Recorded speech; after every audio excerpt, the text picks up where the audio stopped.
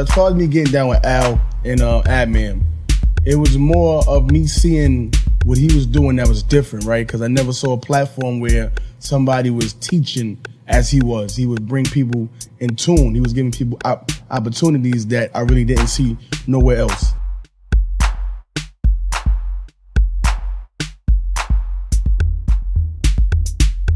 If you want to make money, if you're going to make money in this society, in this system of hair, you got to set yourself apart. Man, when I was in barber school, want to know who I was really learning from? The Alsmillions.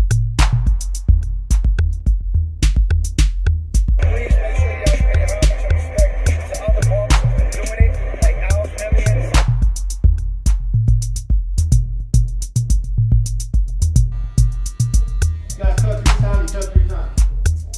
But see now, you see how that looks different?